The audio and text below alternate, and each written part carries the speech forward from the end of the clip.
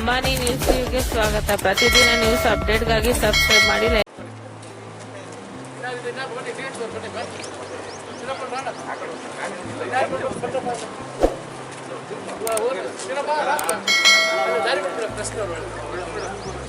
ನಮಸ್ಕಾರ, ಅಂಬಾನಿ ನ್ಯೂಸ್ ಟಿವಿಗೆ ಸ್ವಾಗತ. ಕೈವಾರಕ್ಕೆ ಹೈಟೆಕ್ ಸ್ಪರ್ಶ.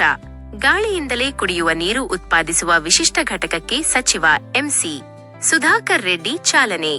ಚಿಂತಾಮಣಿ ತಾಲೂಕಿನ ಐತಿಹಾಸಿಕ ಕ್ಷೇತ್ರ ಕೈವಾರದ ಸಮುದಾಯ ಆರೋಗ್ಯ ಕೇಂದ್ರದಲ್ಲಿ ಇಂದು ವಿನೂತನ ಕ್ರಾಂತಿಗೆ ನಾಂದಿ ಹಾಡಲಾಯಿತು. ಅತ್ಯಾಧುನಿಕ ತಂತ್ರಜ್ಞಾನದಡಿ ಗಾಳಿಯಲ್ಲಿರುವ ತೇವಾಂಶವನ್ನು ಬಳಸಿಕೊಂಡು ಶುದ್ಧ ಕುಡಿಯುವ ನೀರನ್ನು ಉತ್ಪಾದಿಸುವ ವಿಶೇಷ ಘಟಕಕ್ಕೆ ಉನ್ನತ ಶಿಕ್ಷಣ ಹಾಗೂ ಜಿಲ್ಲಾ ಉಸ್ತುವಾರಿ ಸಚಿವ ಎಂಸಿ ಸುಧಾಕರ್ ರೆಡ್ಡಿ ಅವರು ಅಧಿಕೃತವಾಗಿ ಚಾಲನೆ ನೀಡಿದರು. ಜೈನ್ ವಿಶ್ವವಿದ್ಯಾಲಯ ಹಾಗೂ ಕೇಂದ್ರ ಸರ್ಕಾರದ ವಿಜ್ಞಾನ ಮತ್ತು ತಂತ್ರಜ್ಞಾನ ಸಂಸ್ಥೆಯ ಸಹಭಾಗಿತ್ವದಲ್ಲಿ ಸುಮಾರು 1.78 ಕೋಟಿ ರೂಪಾಯಿ ವೆಚ್ಚದಲ್ಲಿ ಈ ಯೋಜನೆಯನ್ನು ಜಾರಿಗೆ ತರಲಾಗಿದೆ. ಈ ಘಟಕವು ಸಂಪೂರ್ಣವಾಗಿ ಸೋಲಾರ್ ಮತ್ತು ಬ್ಯಾಟರಿಗಳ ಸಹಾಯದಿಂದ ಕಾರ್ಯನಿರ್ವಹಿಸಲಿದ್ದು, ಪ್ರತಿದಿನ 4,000 ಲೀಟರ್ ಶುದ್ಧ ನೀರು ಜನರಿಗೆ ಲಭ್ಯವಾಗಲಿದೆ. ಕಾರ್ಯಕ್ರಮದಲ್ಲಿ ಮಾತನಾಡಿದ ಸಚಿವರು, ಗ್ರಾಮೀಣ ಭಾಗದ ಆಸ್ಪತ್ರೆಗಳಲ್ಲಿ ತಜ್ಞ ವೈದ್ಯರ ಕೊರತೆ ಇರುವುದು ಕಳವಳಕಾರಿ ಸಂಗತಿಯಾಗಿದ್ದು, ಇದನ್ನು ಸರಿಪಡಿಸಲು ವೈದ್ಯರು ಮುಂದೆ ಬರಬೇಕು ಎಂದರು. ಅಲ್ಲದೆ ಕೈವಾರದ ಈ ಆಸ್ಪತ್ರೆಯನ್ನು 4.56 ಕೋಟಿ ರೂಪಾಯಿ ವೆಚ್ಚದಲ್ಲಿ ಸುಸಜ್ಜಿತವಾಗಿ ಮೇಲ್ದರ್ಜೆಗೇರಿಸಲಾಗುವುದು ಎಂದು ಭರವಸೆ ನೀಡಿದರು. ಇದೇ ವೇಳೆ ಸರ್ಕಾರದ ಯೋಜನೆಗಳಲ್ಲಿ ಪಾರದರ್ಶಕತೆ ತರಲು ಸ್ಯಾಟಲೈಟ್ ತಂತ್ರಜ್ಞಾನದ ಬಳಕೆಯ ಬಗ್ಗೆಯೂ ಮಾಹಿತಿ ನೀಡಿದ ಸಚಿವರು, ವೈಜ್ಞಾನಿಕವಾಗಿ ಮಾಹಿತಿ ಪಡೆದು ಅರ್ಹ ರೈತರಿಗೆ ಪರಿಹಾರ ಒದಗಿಸುವ ನಿಟ್ಟಿನಲ್ಲಿ ಸರ್ಕಾರ ಕಾರ್ಯಪ್ರವೃತ್ತವಾಗಿದೆ ಎಂದು ತಿಳಿಸಿದರು. ಕಾರ್ಯಕ್ರಮದಲ್ಲಿ ಜೈನ್ ವಿವಿ ನಿರ್ದೇಶಕಿ ಪ್ರೊ. ಗೀತಾ ಬಾಲಕೃಷ್ಣ, ಜಿಲ್ಲಾ ವೈದ್ಯಾಧಿಕಾರಿ ಮಹೇಶ್ ಹಾಗೂ ಸ್ಥಳೀಯ ಮುಖಂಡರು ಉಪಸ್ಥಿತರಿದ್ದರು.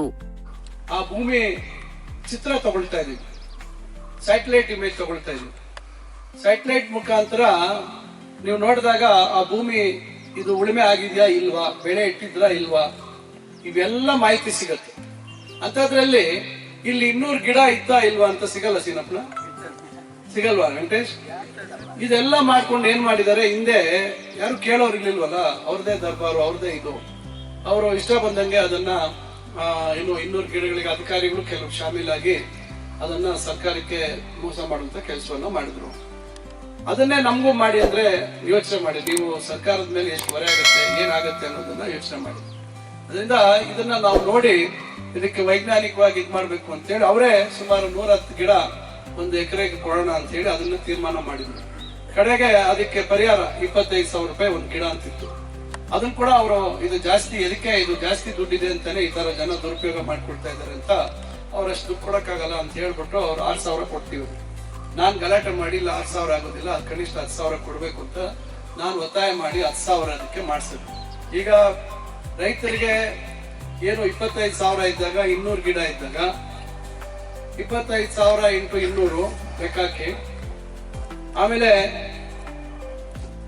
ಎಷ್ಟು ಅವ್ರು ಇಸ್ಕೊಳ್ತಾ ಇದ್ರು ಅಂತ ಲೆಕ್ಕ ಹಾಕಿ. ಯಾರು ಇದನ್ನ ಗಿಡಗಳು ಖಮ್ಮಿಂದನೋ ರಾಜಮಂಡ್ರಿಯಿಂದನೋ ಗಿಡಗಳು ತಂದು ಉಡಿಸ್ತಿದ್ರಲ್ಲ, ಅದ್ಯಾರು ಕೊಂಗನಹಳ್ಳಿಯವರು, ಊರಿನವರು ಯಾರ್ಯಾರು ಏಜೆಂಟ್ಗಳಿದ್ರು, ಇವರೆಲ್ಲ ಉಣಿಸ್ತಾ ಇದ್ರು. ಅವ್ರ ರೈತರ ಕಡೆಗೆ ಎಷ್ಟು ಕೊಡ್ತಾ ಇದ್ರು ಯೋಚನೆ.